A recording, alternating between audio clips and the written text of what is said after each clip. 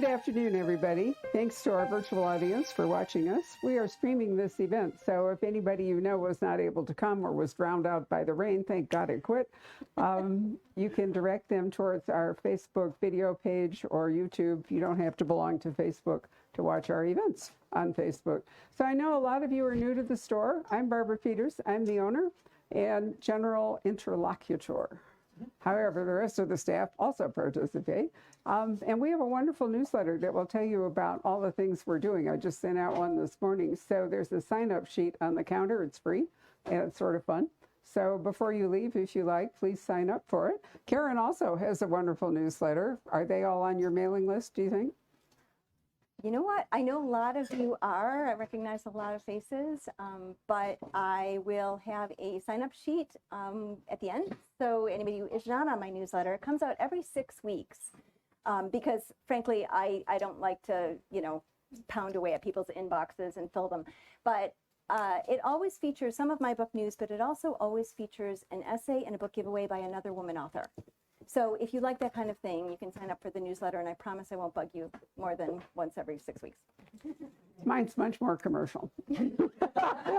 But I try to limit it to once a week unless there's breaking news. And the other reason it's good to be on it is that in this uncertain world, sometimes we have, I have actually already scheduled an event for June 24th.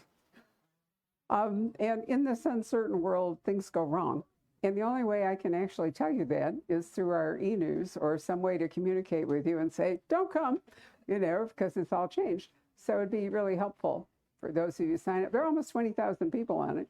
So, I try to write with that in mind. And a great many are international customers. And of course, they don't care about coming here, but they watch the videos, which are really surprising.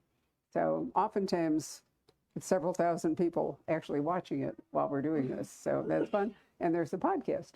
Anyway, while I'm doing commercial breaks, Lisa, you want to stand up and talk about the kidney lunch? Come on. The Arizona Women's Board? Boy, you might as well. Well, or I can. All right. So the Arizona Women's Board, which is used to be called the Irma Bombeck Book and Author Lunch, and is designed to raise money to help patients with kidney problems, will be held on November 5th this year. The lunch is already sold out, but you do have an opportunity to participate in the raffle. Are you going to record? Are you recording any of it for people to watch? Taking interest to see how many people are interested. We need a certain number in order to make the investment to live stream it.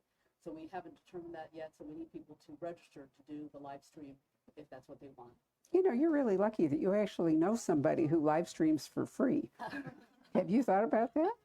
I'm going to let them know about that. Yeah, I know it. I don't know if Larry wants to take all the equipment out there. We could do that. Anyway, the prizes are spectacular. There's a trip to New York with Adriana Trigiani, and there's jewelry and with, some dinner with Mark Tarbell. And dinner with Mark Tarbell. And you don't have to go to the lunch. You can, because they said it's sold out and has a waiting list. But in fact, you can participate in that part of it, and that might encourage you to sign up for a table earlier next year, right? We also, just to be fair, in March, the first, I'm trying to remember what date it is, March 13th or something, we also do the book sales for the Brandeis Book and Author Lunch, which is a different crowd and has different authors. So I'm really pleased that we can participate in raising funds for book-related events here in Scottsdale.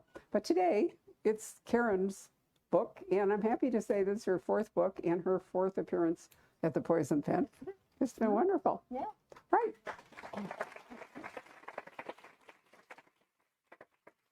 I will also mention that Karen made scones, and we have backup in chocolate cake and cookies. So I said it was kind of a Victorian tea, and here we are. So this is the 2nd book, Under a Veiled Moon, by a character called Michael Koravan. But I'm not sure, do we have the earlier books? Are they still the other two from Harper? We do. Yeah, I saw them. So you might want to mention them briefly before we talk about Michael. Yeah. So I actually have 5 books. The first one was only ever released as an ebook and an audiobook. That was The Lady in the Smoke. The second one is A Dangerous Duet. And the third is A Trace of Deceit. And they're available in paperback. And I think you have a few copies up front. So we do. It was early. But then you decided to go a different direction with a different character I did. last year. Yeah. So who was he? No, it was actually 2 years ago, wasn't it? No, last No, year. was it last year? Mhm. Okay. Yeah. And it was called Down a Dark River. Yeah. Right. So tell us about that, and then we'll move on to this. So, as a lot of you know, the first 3 books that I wrote all featured a young woman protagonist caught up in a mystery because someone she loves is injured or murdered. They were all set in 1870s London. They had some interconnected secondary characters.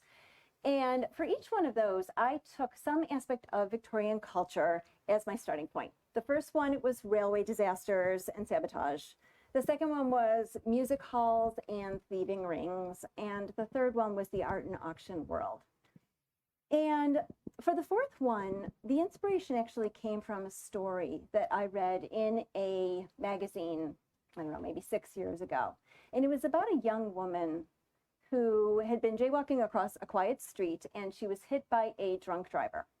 And when the family sued on her behalf, because she was in the hospital for months, the judge very coldly and dismissively awarded her $2,000 because she was jaywalking, ostensibly. And in the aftermath, in the aftermath, her father threatened the judge's daughter. And this really struck me because it got me thinking about failures of empathy, about disavowal, how it creates a desire for revenge. Because I think what was really happening there was he wanted the judge to get it. He wanted the judge to know what it was like to almost lose a child. And so I wanted to put this story in Victorian England, but I don't know, I was maybe 10 minutes into thinking about this story and realizing I can't do this with a young woman amateur sleuth. I need a man, and because all of the judges and the lawyers and the witnesses and everybody who was kind of beginning to populate my story were all men. And I needed to have an inspector at Scotland Yard. And I did have some research done because Matthew Hallam, who is an inspector at Scotland Yard, is in book 2 and in book 3. So I had done some background. But I wanted someone a little rougher around the edges. I wanted someone who was Irish and an outsider. And so that's how Michael Corvin came into being. Why did you want an outsider? Well, he was already going to be an outsider at Scotland Yard because in one of the things I discovered in my research was that in 1877, there was a trial in which 4 of the senior inspectors at Scotland Yard were accused and convicted of taking bribes from con men, like thousands of pounds, and helping them escape London, too, putting them on boats to help them get across the river and get them out of town. And it was a huge scandal. It was held at the Old Bailey. The trial was held at the Old Bailey, which is kind of like Judge Judy on steroids for the Victorians. There were mobs, there were people yelling, there were newspaper headlines, all of this stuff.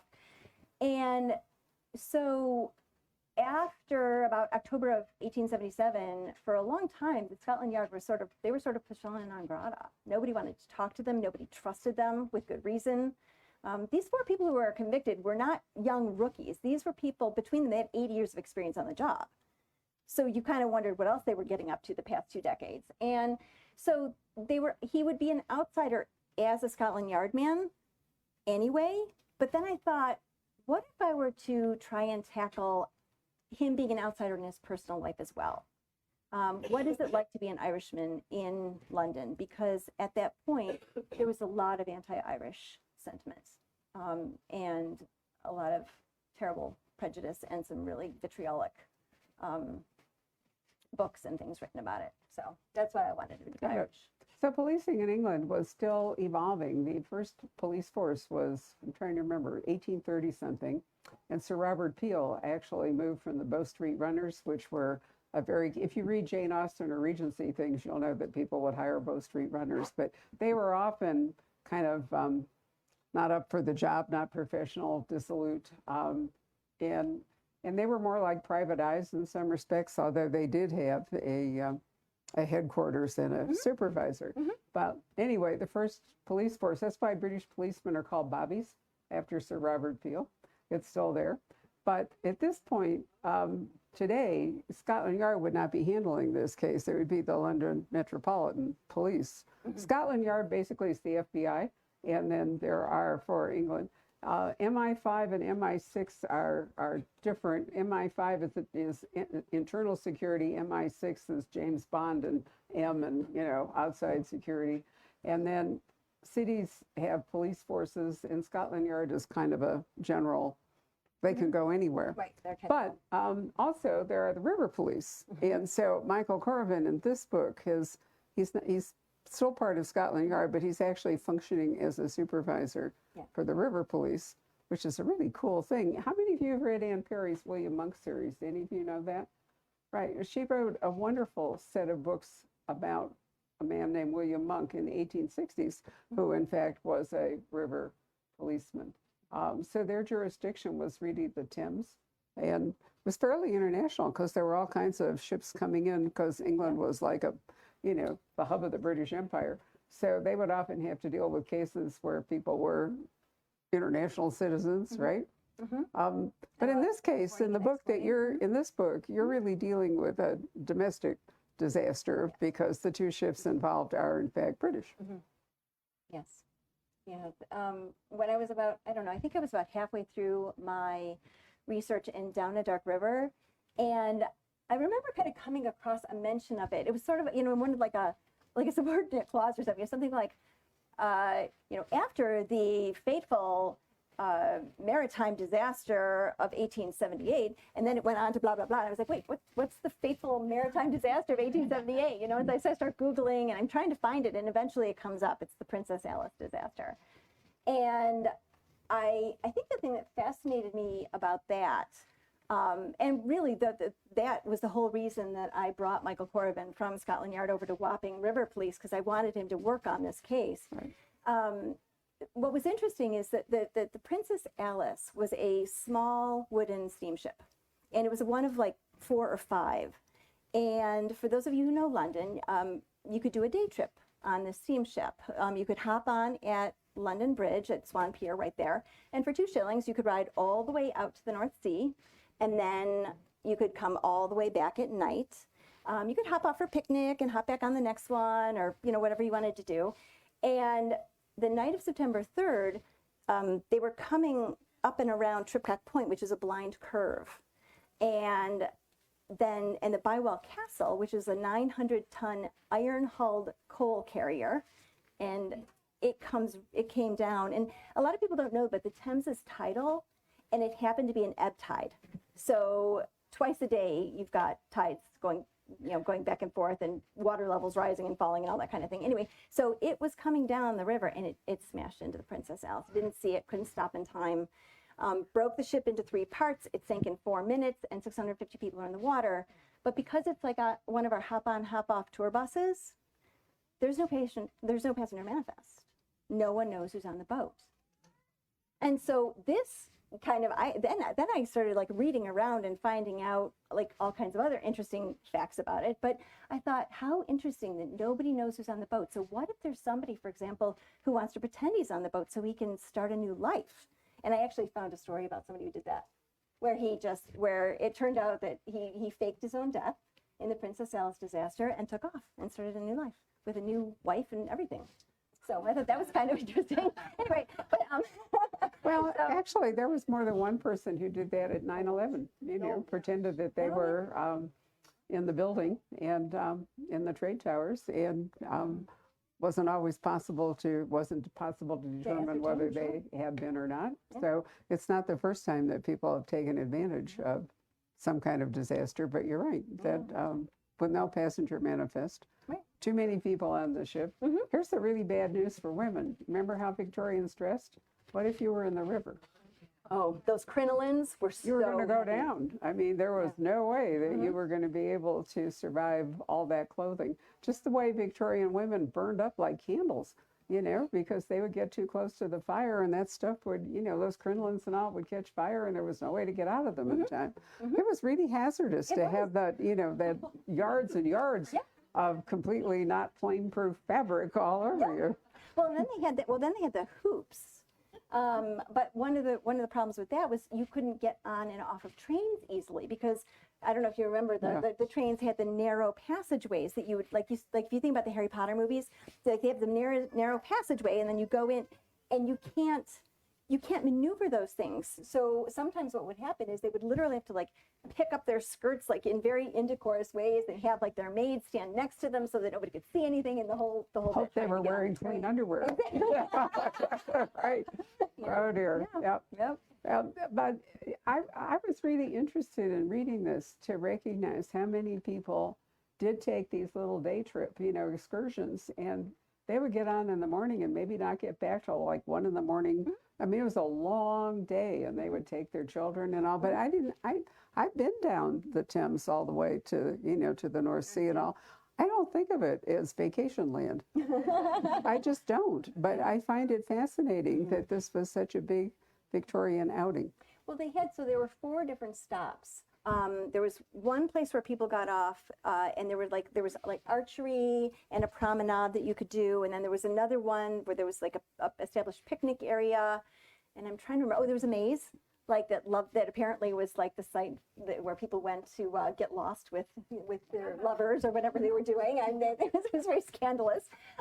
There was a maze and like a labyrinth kind of thing, and there was something else. I'm trying to remember. I think it was a concert hall. There was so they would have music. So you could, if you wanted to pop off and do one or more, you could just kind of keep doing them. And then some other boat would come swing by and pick you up. But it wasn't a trip to the beach. No. And the other thing to remember is the Thames was unbelievably polluted. So even if you survived all the other problems, you could easily die of whatever. People didn't swim for a good reason. Yeah. But if you inhaled the water, Yes. that could kill you just as easily. And it was one of the problems because, so back in 1850s, the Great Stink, Yeah. 1854, I think, that was when the Thames was still being used as a sewer. And it got so bad that the people in Parliament, they put up these huge sheets sprayed with lime to try to block the smell, and they were all holding their scented handkerchiefs to their faces, that whole thing. Well, Bazalgette eventually, they hired him and said, okay, you got to get this out of London. And so he built these enormous pipes to pump it all downstream. I think it was about 6 or 7, maybe like 10 miles downstream. Well, Tripcock Point happened to be, unfortunately, right across from this processing plant, and they had just dumped that night.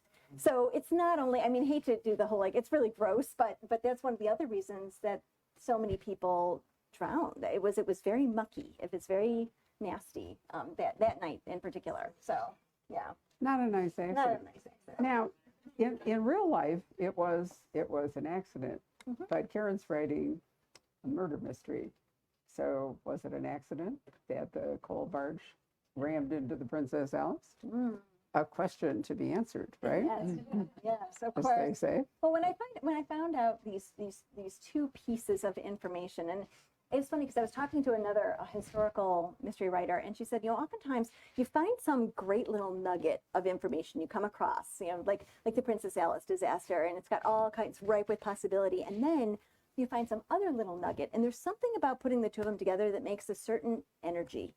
Would you agree that's true? Like you're taking 2 things. And the other piece that I found was this anti-Irish sentiment and the rise of the Irish Republican Brotherhood. In 1800, Ireland dissolved their parliament, and all their members of parliament went to London. Now, obviously, they were always going to be a minority. And so, when things happened like the potato famine, oftentimes they had a really hard time pushing through legislation that would assist the Irish people. So there was a real push after that for Ireland to take home rule back, not to run the empire from Dublin, but to at least get enough power to take care of the Irish people. In Parliament. And they kept trying to get this, but of course, the English Parliament was kind of like, why? Why would we give you back your, power that we want? I mean, we want to have a certain amount of control over what's happening in Ireland. And so there was a group called the Irish Republican Brotherhood.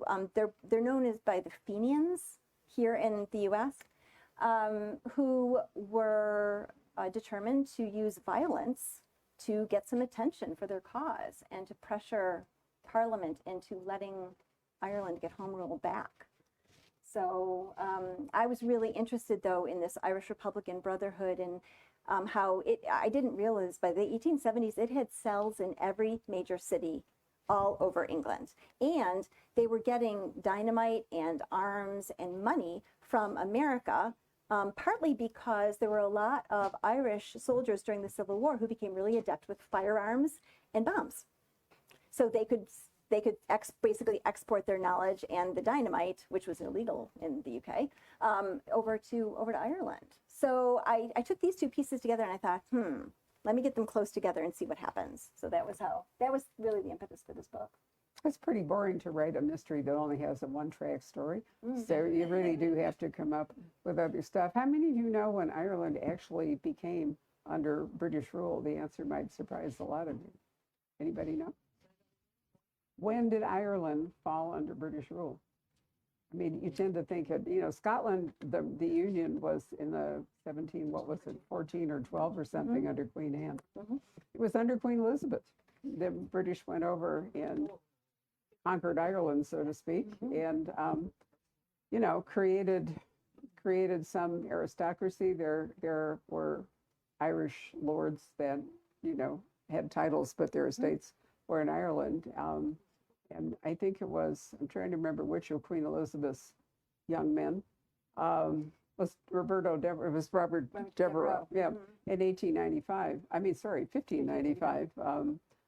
was part of that whole thing. So Ireland had been under what they called the English boot heel for a really long time. And, there was a big movement towards and you talk about it in your book. Well, the real life tragedy was that they almost got to, in what was it, 1880 something, some hope of giving Ireland home rule. And the leading Irish politician got involved in a terrible marital scandal. Does this sound like today? I'm telling you. And it just, what was his name? Wasn't O'Connell? I'm trying to think of his name. Charles, starts with a P, Parnell. Yep. And, his personal life, in fact, blew the whole thing up, which led to the much more active activity in the early 20th century after the First World War. But if it hadn't been for Parnell's sex life, the whole thing might have. Isn't it amazing how politics can turn on the personalities of politicians? Which I hope we're not seeing here in Arizona at the moment, but there we go. Anyway, sorry. The New York Times wrote a really embarrassing article today about, the whole thing. It's kind of hard to sit there and watch that. But anyway, you're before that, right? Because we're in the 1870s. 1878, yeah. And so you're working towards some politicians in England sympathetic to home rule. And this disaster may, in fact, blow all that up before we get to Parnell. Yep. Yes. It's interesting. Yeah. Well, and I like the idea that, you have certain small groups of people who are trying to make it work. They're like, okay, we're going to get these people together. We're going to get these people together, some reasonable people in a room talking, and it can actually help. It can actually make something happen. And I wanted to talk about that and how, how small groups of people who, are open to reaching across the aisle, I guess, as it were, can actually make a difference. So. Great. Yeah. So, what was I? Oh, tell us about Michael Corrigan, because he's really an interesting character. Whitechapel, where he grew up, you might want to sort of fill us in on all that. Yeah. So he is a former thief and bare knuckles boxer from Whitechapel, which probably most of you know as the Jack the Ripper territory, the following decade. So he was doing his evil deeds in 1888, somewhere in there? That was, I think it was the 1890s by then or something. Oh, was it? Okay. Maybe. right So around there. I'll look it up. it's not a nice section that he's growing up in. He's born in Ireland. His parents came over from Ireland to Liverpool, which was kind of like usually the first entry point, and then down to London eventually when they couldn't find work there. And his father dies when he's 3. His father was a silversmith, and he because he's Irish, he can't get work. And so he does what a lot of Irish people did. They plied their trade sideways. He became a counterfeiter. But he ended up dying in an accident. He was working with a lot of chemicals that were very dangerous, and he died when Michael was very young. His mom vanishes when he is 11, and he has no idea what has happened to her. He never finds out. He spends a few years thieving, being what's called a star glazer, which meant that he was very good with his knife. So there would be 3 boys together. One of them would be the lookout or the crow. One of them would be the stargazer, that was him. And what he would do is he would go to a plate glass window, pop his knife in along the side, crack it a little bit, which would make a little star, and then you could remove it silently so as not to alarm anyone. And then the third boy would be the one who grabbed everything out of the window and took off. And this is how he made his living, and he stayed alive for a few years. But eventually, one day he's walking along a street, and he hears 3 guys beating up a 4th one and calling him dirty Irish. And before he even really kind of knows what he's doing, he grabs one of them, puts his knife to his throat, and says, "Lay off. Okay, back off." And of course, he doesn't get away scot-free. He gets kind of beat up himself and everything else. But this boy, Pat Doyle, is like, "Okay, you've got a big cut on your forehead. Come home with me. My mom will fix this up." And eventually, he's adopted by this family. And Ma Doyle is one of my favorite characters. She's solid. She's, she is self-reliant. Her husband died, and so she runs a shop in Whitechapel. She is good with a cup of tea and sympathy for her neighbors. She understands the Cobwaller gang, which is active, but it maintains decent relationship with them. And she's a great mom, and she was a really good mom to Corvin. And so he starts bare knuckles boxing when he is about 17. He's working on the docks with Pat. He and Pat have these jobs, and I could say a little bit more about the whole dock thing because that was really interesting. I did some research on that last time I was in London. But the 2 of them are working on the docks, and one day a guy named O'Hagan comes to the docks looking for talent. And he sees Michael Corvin, who is big and strong. He's got quick hands, and he says, "Hey, want to come box for me?" And he offers him a sum of money that Michael Corvin knows will change the Doyles' lives. So he starts boxing for him. And he is doing so well eventually that Corvin is so good that O'Hagan basically says to him one day, "Okay, you got to throw a match. I'm not making any money on you. Nobody will bet against you. You need to throw a match." And Corvin, he's 18. He's like, "I don't want to throw a match." And he's like, O'Hagan's like, "You have to. Otherwise, you're out of here." And so Corvin goes into the ring intending to, and he can't do it. Mm-hmm. And so, of course, O'Hagan throws him out on his ear. And unfortunately, Corvin makes the mistake of hitting this boy, Tom Devlin, really, really hard. And so O'Hagan throws him out on his ear, and a couple days later, the police show up and bust up the boxing hall. And of course, O'Hagan assumes Corvin ratted him out, which is not actually what happened. But anyway, so Ma Doyle comes to him on the docks that night, just as he's getting off of work, hands him a bag of clothes and food and a little bit of money and says, "Run, get out of here. O'Hagan's after you." And so he crosses the river and he goes to Lambeth. And that's where he becomes a uniformed constable. That's where he finds a job. And he starts out in uniform like everybody does, walking a beat, walking around a perimeter. It takes 1 hour and 15 minutes he has to walk. And eventually he becomes an inspector at Scotland Yard. And when Down a Dark River begins, it's right in the aftermath of that horrible trial. People are still not so keen on Scotland Yard when he gets to Under a Veiled Moon. But that's Michael Corvin's backstory. And it came to me in pieces. I read a lot of, there's one book that I always read. I kind of go back to it every year. It's by Haya Schleiermacher. It's called The Rise of the Detective in Victorian and Edwardian England. It's heavy and scholarly and historical. It's really wonderful. It's got tons of primary source information and illustrations and all kinds of stuff.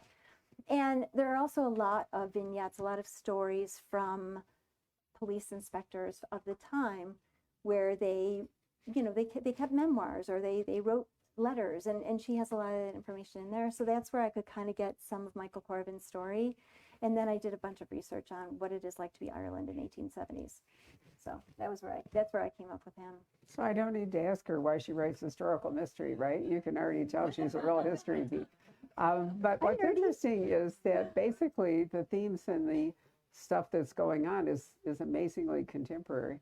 It really proves that we really don't learn from our past. We just have different tools and so forth. So Lambeth, which Karen mentioned, is the south side of the Thames. It's actually where the Lambeth Palace is, where the Archbishop of Canterbury, who could be in Canterbury, but actually is in Lambeth, resides. And in the I know that. Yep, and in the book, I've read a lot more medieval mystery than you have. In the book, one of the problems that results from this terrible sinking of the Princess Alice is that some of the bodies drift south and some of the bodies are north, and they're not allowed jurisdictionally because they're different. The people looking for the family members looking for people they may have lost they're not all in one place, and Corvin gets into trouble, I think, in part. Do I remember? Because he brings some of the bodies from the south side across, or how's it work? He breaks that rule somewhere. He actually doesn't, but he pushes Vincent, his Mr. Vincent, who's the head of the yard, really hard to make an exception. And because he says this is just stupid. And what they ended up doing actually in real life, because when the ship went down, the Bywell Castle had its hand basically on the horn. Like they were trying to get people attract attention. So all these like tugboats and like lighter boats and little fishermen. I mean, it was kind of like Dunkirk. They were all coming to try to help and get people, into their boats and get them to shore. But some of them rowed north, as you said. Some of them went south. The tide was rolling this way, so a lot of people were going downstream. Yeah, the tide was going east. Exactly. While and there are all these marshes and all that marshland and everything down there. And but what ended up happening in real life is they started recovering the drowned bodies, and they were so disgusting. But what they started doing, and this is a real thing that they did, was for example, if they found a corpse, it would be very waterlogged, but they would take the jewelry and some buttons from the clothing and anything that hadn't been destroyed by water and put it in a small box. And then they put it on a table in this big, long building that they had, and people could come and try and reclaim. And so they would match that, they put number like 68, and then there was a toe tag 68 on the person, so that the people didn't have to actually view the bodies. But like I thought this was actually sort of an ingenious way around it. But it was, I mean, after 2 days, the bodies apparently were just repulsive and nobody could go in the buildings. It was so bad. Yeah, it was the local gasworks that had a giant shed, which two of them made available. There wasn't any such thing as refrigerated morgues at this point in time. So there we go. Right. Yeah. But, the themes that Karen's writing about, the horrors of being immigrants, the prejudice against immigrants, the, lack of care for children. It's very Dickensian, in the way that children were just left on their own. Parents would die or parents would disappear, and kids were left. It's Oliver Twist. Yeah. It really is. Yeah. And it's an interesting thing about character. Why is it that some of those kids went bad and some of them never did? It really does come down to character, and it's just that whole nature nurture debate, I think, is an interesting one. But Dickens himself had brushes with all of that, which is one reason that I think he was able to write books like Oliver Twist, the workhouse and everything. Yeah. And his sister, Fanny, she was studying at the Royal Academy. She was one of my inspirations for Nell Hallam in Dangerous Duet.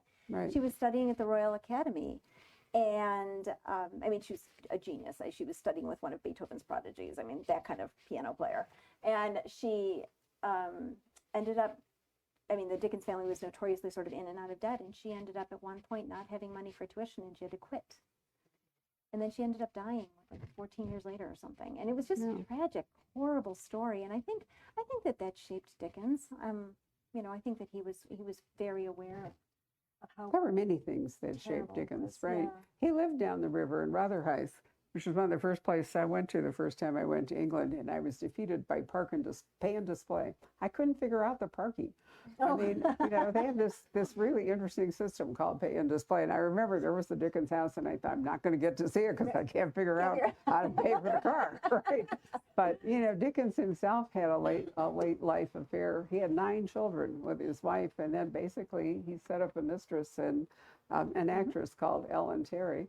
And in order to make money, he came over here and toured the United States and, did paid lectures. So he had in 56 years, I think, he was in his middle 50s when he died. He had and one of the reasons he died young was he was in one of those terrible Victorian train accidents. And he suffered such terrible PTSD from it, because the train accidents were just as frightful as the one that you're talking about. Partly because of the clothing. Yes. No seatbelts. All the things that could go wrong. So you have a train accident. The reason I bring this up is that you actually have a train accident before the Princess Alice goes down in this book. So then the question arises, could it be coincidence that there's a train wreck and then the steamship goes down? Yeah. Or not? And it was a real train wreck, much to my surprise. And this was like the crazy thing. Like sometimes you feel like the universe is telling you have to write a book, but it's when I found out about the Princess Alice disaster, Down the Dark River was already, really mostly done and well on its way. And I thought, oh, well, maybe I could move it in time to make it happen after Down a Dark River. Well, Down a Dark River ends in July of 1878, and the Princess Alice is in September of 1878. And I thought, I don't even have to move anything. And then when I was researching like more stuff that was happening around the time of the disaster, it turned out there were a series of terrible things. One of them was this railway crash that was in Kent, I think it was, not very far from Staplehurst, which is where Dickens had his railway crash. And then there was also a terrible coal mining accident. I mean, it was not safe to be a Victorian. Never mind the skirts. They had a terrible number of because they industrialized so fast and nobody thought anything about it. Maybe Mercury was in retrograde when all this was going on. It's hard to say, but I mean, it takes a long time for an industrial society to actually involve safety measures. I remember being in China in 1997 and being taken to a rug factory, so to speak. And they said, quite matter-of-factly, that most of the women who worked there had to leave in their late 30s because by then they'd gone blind from the closeness of the work and the lack of light and so forth. And it was like, well, there's plenty more. So, and there was like no retirement plan. I really can understand why labor unions, arose to try to combat a lot of it. It's interesting right now. There's a big, labor unions. Who knew that Starbucks would be, they even pay tuition to go to college, and yet their working conditions are such that Starbucks is unionized. There are bookstores in New York that have unionized. If this bookstore unionizes, it's over. I'm telling you right now. But I am a benevolent employer, so it's not going to happen. But still, surprising places that people would feel. In fact, one of the hot spots for Starbucks was right down here in Tempe, wasn't it? Tempe or Mesa was one of the, oppressive working conditions, which is hard to imagine in Starbucks, but still. Maybe if you're working the drive-in window and the regular counter, people get abusive. I don't know. But my point is that, Karen's writing about, a century and a half ago, but nonetheless, it's very contemporary. If you look at the issues, the human issues and the societal issues, really haven't changed that much. Yeah. Well, and the other, you bring up the connection between present day and 1870s, and another thing was that the whole question of social media and how it is not just, obviously news is not just news anymore. It is not just attempting to represent what happens. It shapes our perception of it, and very self-consciously so.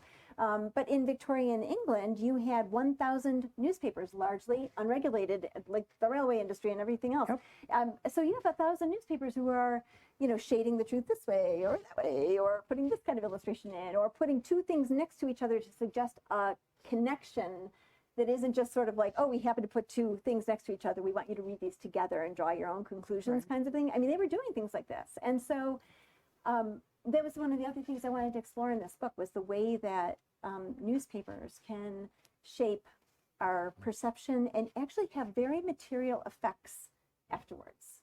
But we have a newly literate population. Newspapers didn't have a lot of traction in Elizabethan England. But, by the time we get here, there's, I'm trying to remember, I think there's compulsory school or to like age 12 or something. You can still leave school in Britain at 14 or 16, which is, it's very low. Yeah. Very young age.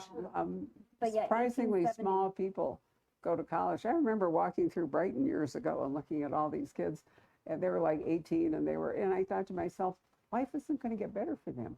I mean, this is as good as it's going to be for most of these kids, because there's no more education, no more real jobs. Drifting and looking for work, or they were really working, in a fish and chips thing or this or that, and partying hard on the weekends and all. But, it was like they were at their peak at that age. It's a very different outlook on education. We tend to think of it's all Oxford and Cambridge, but believe me, it's not all Oxford and Cambridge by far. Yeah. So how about questions? That's probably, oh wait, one more. Are you writing another book? I am, yes. So I've really just started it. I had kind of stalled out for about 6 or 8 weeks where I kind of had an idea. I was like, I don't like that idea. And it was one of those where I'm fumbling around trying to figure out, get my hands around the character and the story and that kind of thing. Of course, I wanted to stay with Inspector Corvin. And so, funny story, my daughter was actually at Oxford for a semester, and in December, I went over to help her move out of her dorm because there were language issues. Anyway, so I go over for 2 weeks, and we had a blast together. And one of the things we did was we went to the Great Scotland Yard Hotel. Now, Scotland Yard, as some of you may know, is actually the name given in Victorian England to this big cobbled yard that was behind 4 Whitehall Place. 4 Whitehall Place was the technical address for the Scotland Yard division, but this huge cobbled yard behind it was where everybody sort of gathered, came in and out for the day, that kind of thing. And of course, now that would be worth $1 zillion in real estate. So someone came in. It's not just an open yard anymore. It is actually a hotel called the Great Scotland Yard Hotel. And have you been there yet? Okay, so next time you're there, go in. It has all kinds of memorabilia from London, from Scotland Yard, from like the 1860s, 70s, 80s, and 90s in there. And so they have, truncheons and pictures of, mugshots and like all this really great ephemera. And one of the other things they have is a bar. And the bar is called 40 Elephants. And when I walked in and I saw the whole Victorian feel of the place, I assumed that 40 Elephants would be because of, British Empire, their invasions into India or Africa. Not the case. It actually has to do with 40 Elephants was an all-women thieving gang that originated at Elephant and Castle. Oh, that's right. So Elephant Castle's on the south side of the Thames, and it was known for, if you were the unwary traveler who had a couple drinks and sat in front of the nice warm fire that they had at the Elephant and Castle Inn, the next morning you'd wake up, you would have nothing in your pockets, and all your stuff would be gone. You might even have been like weaseled out of your jackets. So no kidding.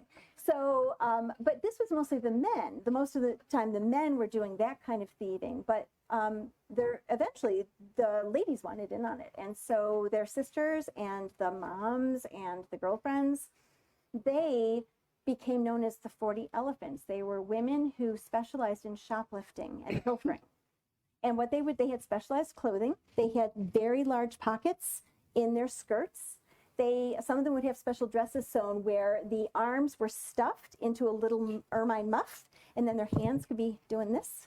So I became fascinated by these women, plus the fact that they were very beautiful. So they kind of started in the 1870s and 80s. There were actually department stores in London, like Harvey Nichols and stuff, that were were originally drapers shops, and then they became, they would add millinery and haberdashery and jewelry and clocks and so on.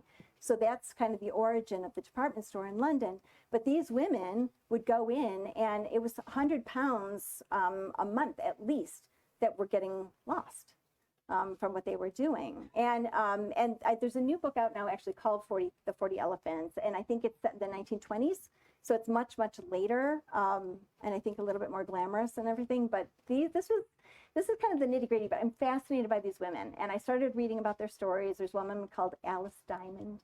And anyway, so they are going to be sort of at the core of my next book, and they are going to be formidable adversaries for Corvin. Yeah. I looked up Jack the Ripper's 1888. So we've got a 10-year gap here before Whitechapel becomes a really dangerous place. Right. So have you been to the London Police Museum, which is different than the Scotland Yard one? I have not. Well, I have, and the only time I have ever been robbed in London. I exited the London Police Museum, and they had a gang who would be, that was when, you could come across the channel easily, an East European gang, and what they would do is they would take knives and cut the bottom out of your purse. So, so that's what happened to me. And when I went into the friendly local police station, they looked sort of, like, oh no, another one. But they said, that was what was happening, that this was basically a gypsy gang that had come in through the channel. When England, and possibly one of the reasons the EU connection wasn't all that Britain really wanted it to be. But I thought it was so ironic. There I was in the police museum when this happened, right? So American Express really will come to your rescue if you are. I mean, you just have to call them, and they will show up with a credit card and all the rest of it when this sort of thing happens to you. I do recommend them if you travel, because they really do take care of people. Right. So so it'll be a Michael Corvin. I'm hoping Crooked Lane has not said whether they're going to give me a third book deal or not, so we're crossing fingers and hoping. Well, we have other choices, so we'll talk. Right. So how about questions? Yeah, questions. Anybody? You're all stunned, right? Yeah.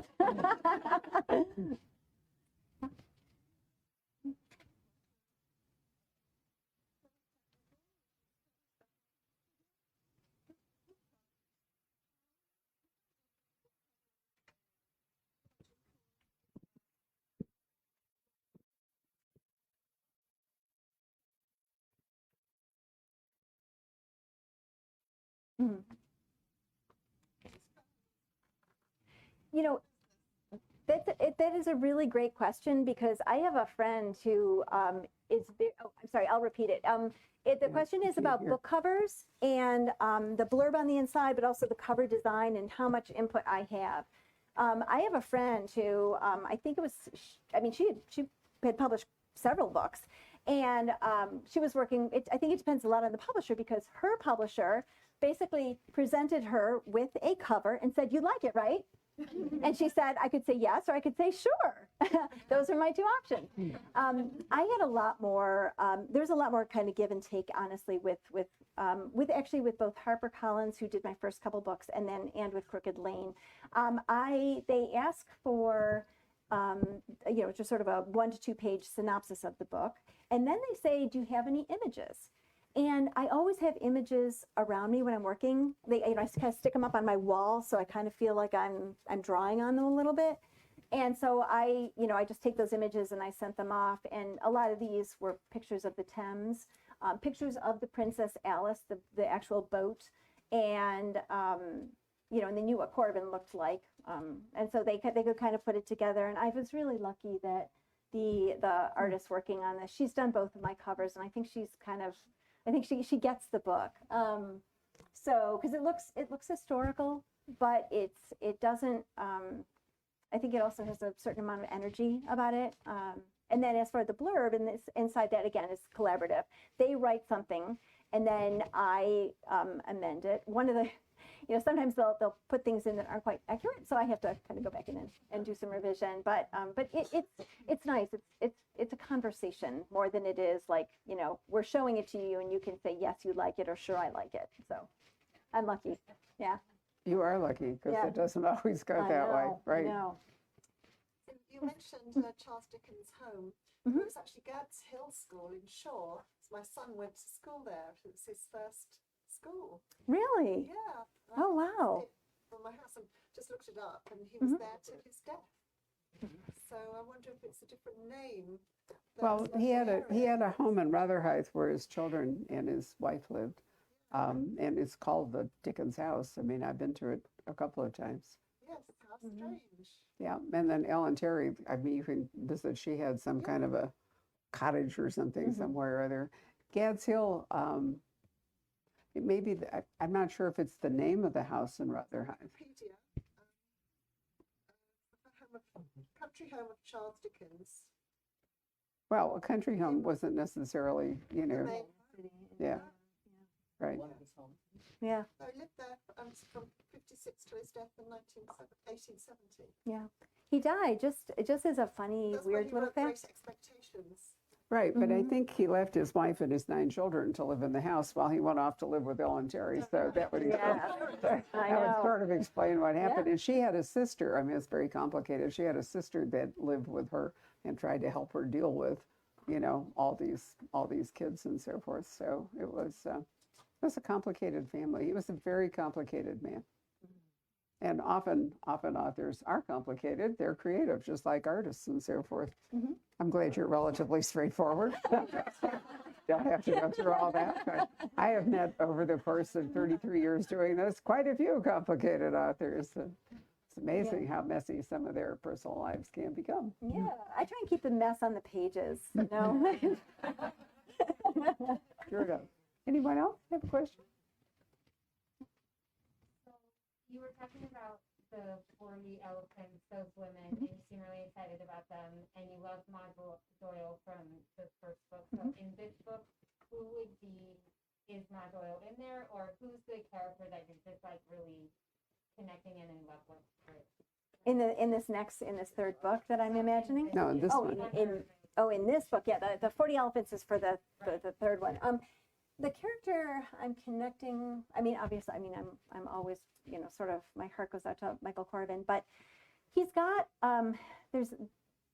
so the Doyle family is Ma Doyle, and then there was another son who died, and then there's Patrick, and he died. And so they're the only 2 children remaining now, besides, you know, Corbin, who's adopted, are Colin and Elsie. They're a pair of twins. They're 19 years old.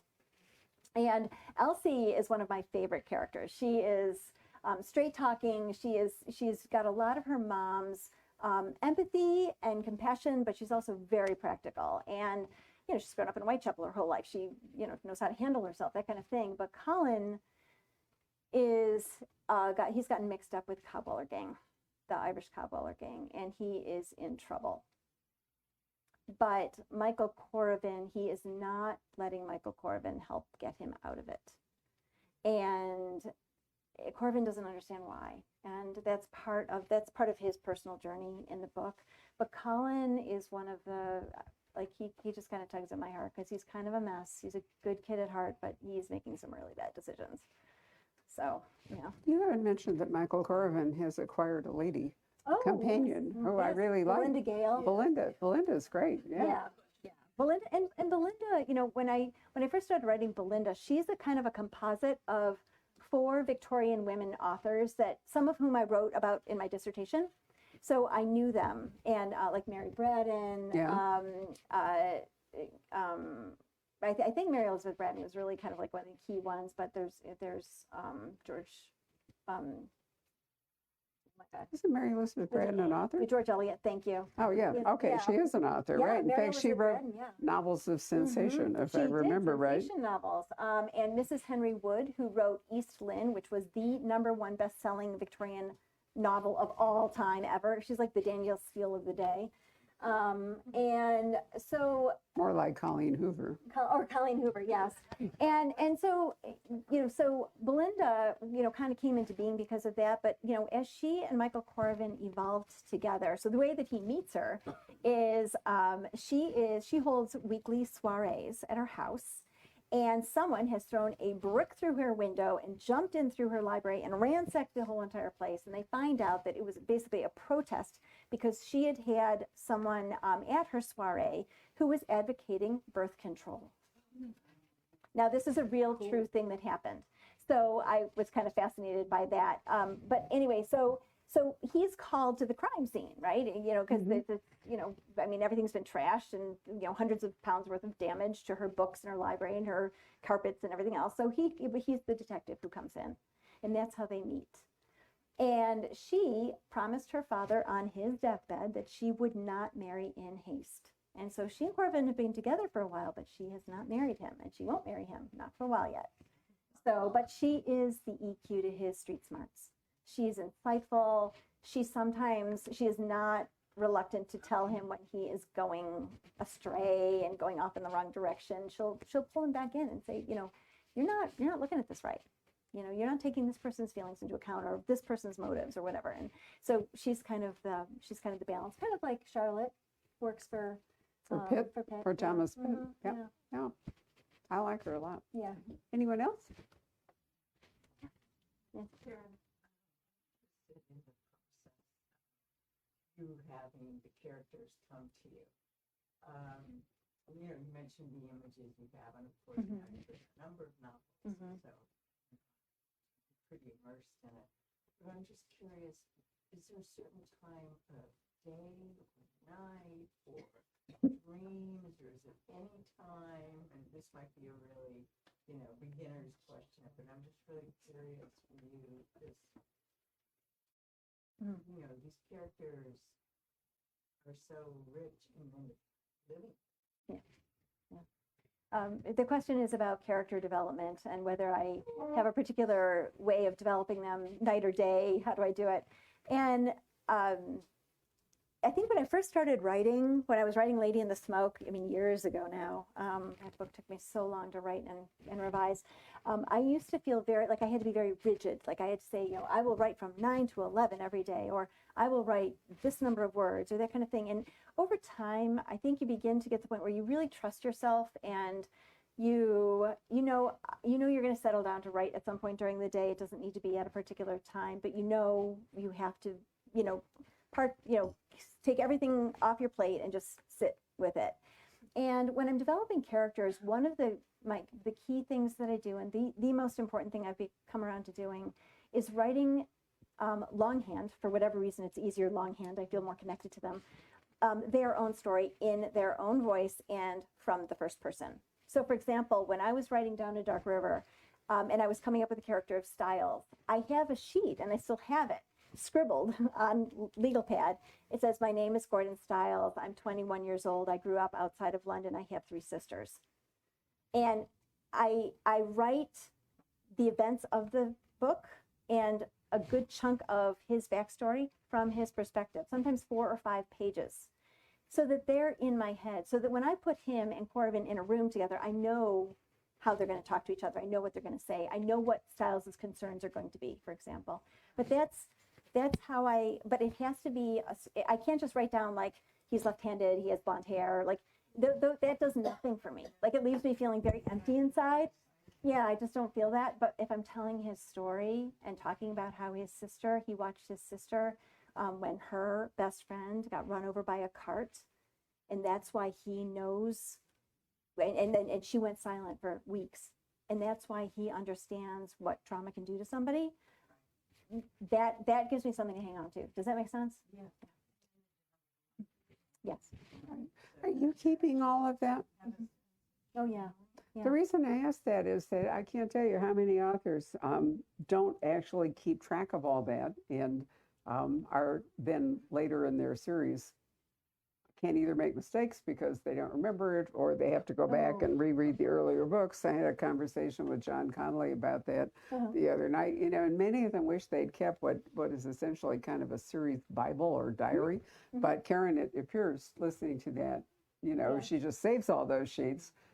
She'll save herself some grief if she writes a long series. It's not so bad if it's just one book or 2, but if you're on book 12 or something. You need that stuff. Right. You see, my office is such a mess. Like it's really bad. I mean, I try to put things in stacks, but I have stacks on the floor, and it's really, really bad. Like it's a fire hazard. Talk about fire hazard. It's a fire hazard. But I do think that, you know, having all that stuff is helpful, and you know, and you know, and I add to it too. You know, I mean, the story gets a little bit more complicated and that kind of thing. And frankly, my memory is not what it used to be, and I need it to help me. Otherwise, at some point, Styles is going to grow from, you know, 5'10" to 6'4" and change the color of his eyes. And Exactly, which can happen. We have time for one more question, then we probably need to move towards actually signing books. anybody else? Who's going to play Inspector Gordon in the movie version? I get my fondest dreams. I see this on screen. I mean, so much of the writing I do, oftentimes it's like watching a movie and I'm just writing down what happens. Like I can see it happening and I'm just scribbling because but the person that I've always kind of imagined is a young Hugh Jackman. I mean, good choice. Yeah, do you approve? Yeah. Which you're not going to realize, but it's a great idea. Amy, I left whatever the book was I was going to give away on the counter behind you. I can't remember what it looks like. And I need to know how many tickets they are, because one of the reason we give you a numbered ticket, A, is to control the signing line so we don't all behave like third graders. But the other, I can't tell you some of the scrum that has evolved over. Oh, you're going to let me pick it. Okay. Yeah, it was my stack over there on the doesn't look like any of those. I think that might have been something. It was right up against the wall. Well, while Amy's looking for, oh, there it is. Pat's found them. Thank you. How many numbers are we dealing with, guys? Okay, so let me find the book, and then Karen will pick. Thank you so much. I'm sorry I forgot. There, in fact, is. This, by the way, is what's known as an advanced reading copy. This is the paper-bound version of a fairly rough draft that I got months ago. So I could read it and write about it and come down here and talk to you about it and so forth. But at least it has the right cover. Oftentimes, I am hugely surprised when I come here and I see the real book and I think, what's that? It doesn't look like it. The book I'm going to give away is by Stacy Willingham, and it's called All Dangerous Things. And we'll be seeing Stacy in January. She had an excellent first novel called A Flicker in the Dark last year. And this one is about Isabel Drake living her every mother's worst nightmare. Her toddler son is taken from his crib in the middle of the night and disappears, and how is she going to ever recover him or find him? She's a very interesting author. So if you'll pick a number between 1 and 35, we will give this book away. And you have to be here to win. So if one of the numbers is not shown up, we'll move on to another number. All right. It's my lucky number is 8. That's you? Oh, awesome. There's a real person here who's going to win it. Don't get up. I'll find you. You're not. So let's thank Karen for a wonderful afternoon.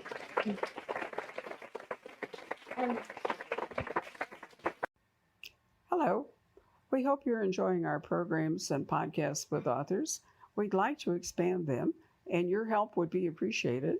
Please make a donation at poisonedpenfoundation.org. 100% of the proceeds will go to help connect authors with readers in this difficult time. Thank you.